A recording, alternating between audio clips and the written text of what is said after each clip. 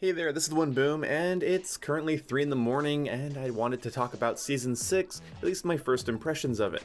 Now, for my first impressions, I'm just going to be talking about the new weapons and the new multiplayer maps, as Warzone really isn't my shtick. So how do I feel about Tank Factory and Broadcast? Starting off with Tank Factory, I'm going to say this might be the biggest stain on the season for me, at least as a first impression. I played a bot match on this, and 2 real matches, and I did not enjoy any of it. I think it's cool that we finally have a snowy map, and it took long enough, but I'm sorry, this map is honestly too weird for me, but I will give it the benefit of the doubt. I haven't learned it yet, and it is a complex map, so I'm going to have to learn it.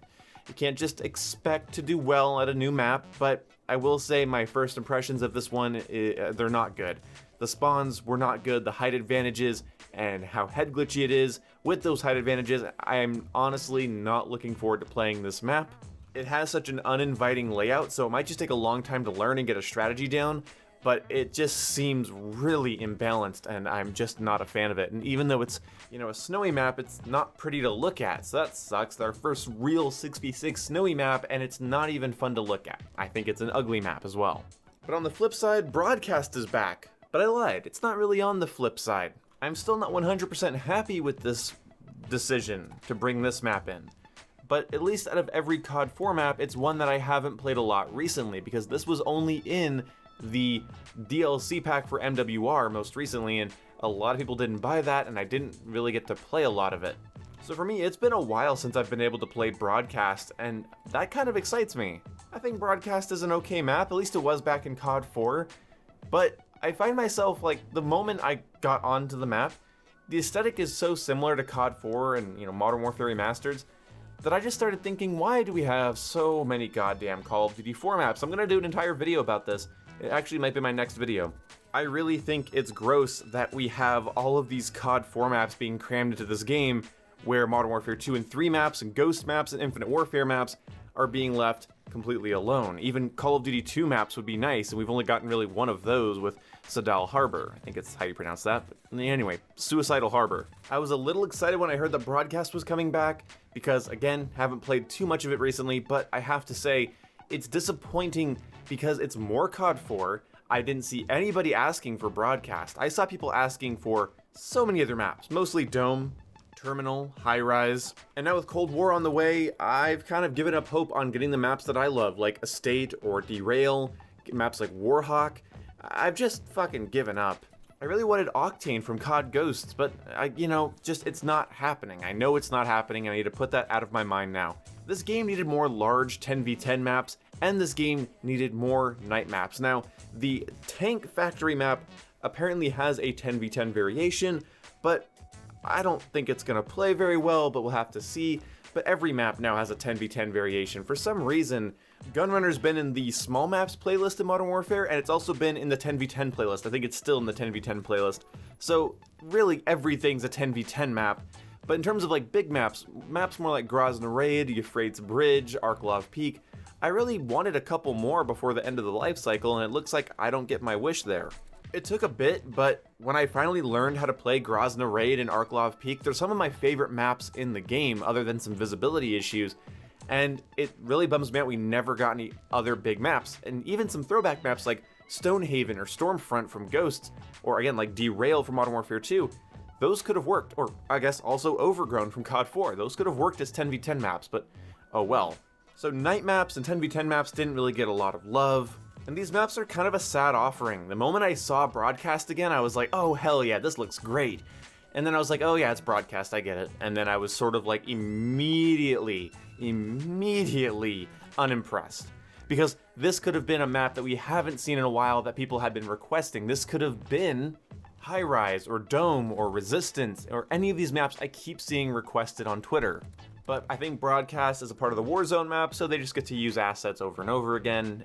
It really is a money-making thing for them, with Vacant is a part of Warzone, so is Scrapyard, and so you can just make them into their own ground war maps or make them into their own 6v6 maps, and it's a clever use of resources, I'll fully admit, but it's just not impressive to me.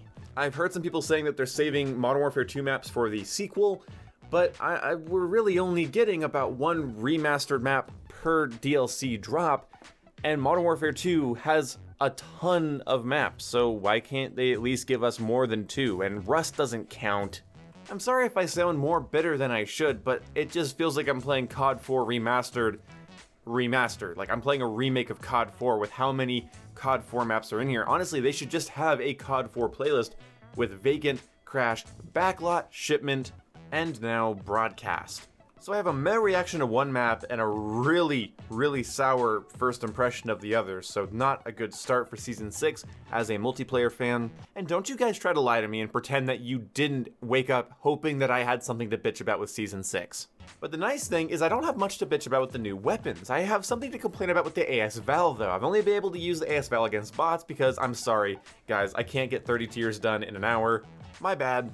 But I will admit, I did buy the tier skip bundle because I'm a content creator and I want to review these guns. But the AS Val to me has a huge glaring issue right off the bat. It has that combination of sort of unruly recoil without a ton of attachments, and then it has a default 20 round mag, I believe, and then it can go up to being a 30 round mag.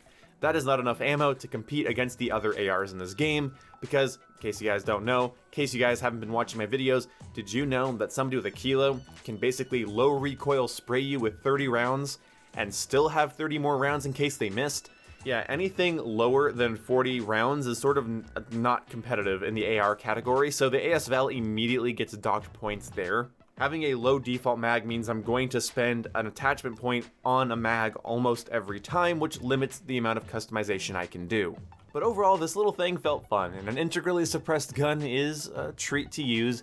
And I have to admit, I like the fact that you can convert this into a DMR that is capable of getting one-shot headshots. To what range, I'm not exactly sure yet, but it is fun to pop people with this. I was playing against bots with it, and it actually felt really good and consistent as a DMR.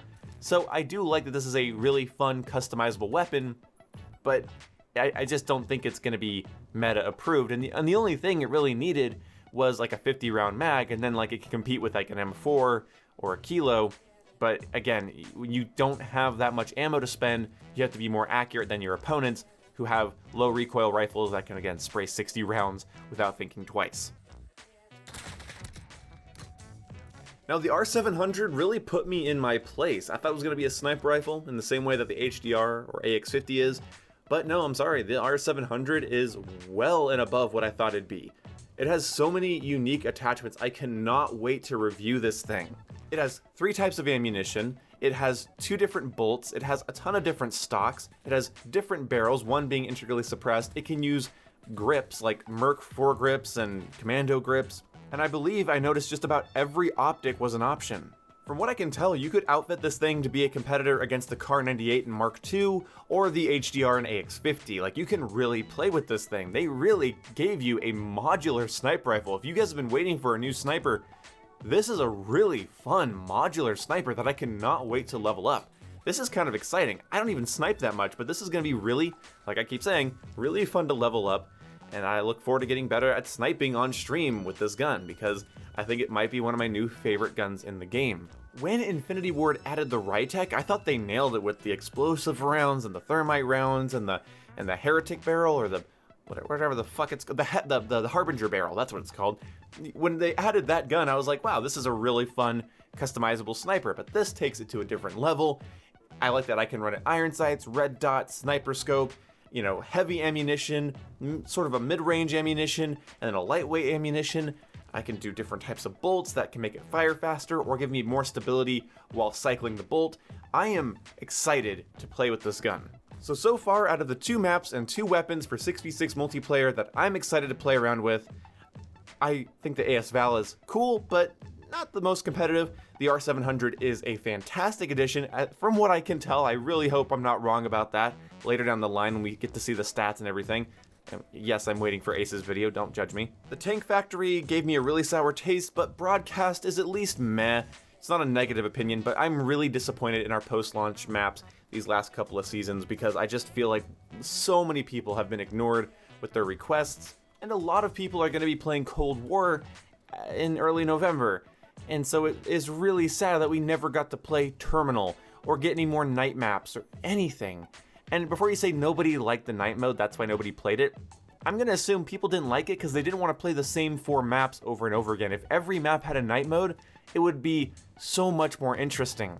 So as a fan of 6v6 multiplayer, I'm a little bit bummed out with this update, but it's fine, whatever I guess. I look forward to reviewing the full thing, doing individual weapon reviews for both the R700 and the AS Val, and the new game modes they added, and I will be live streaming a lot of this as well, so stay tuned for that. So thank you for watching my messy first impressions of the Season 6 update for Modern Warfare, and I will see you when I see you.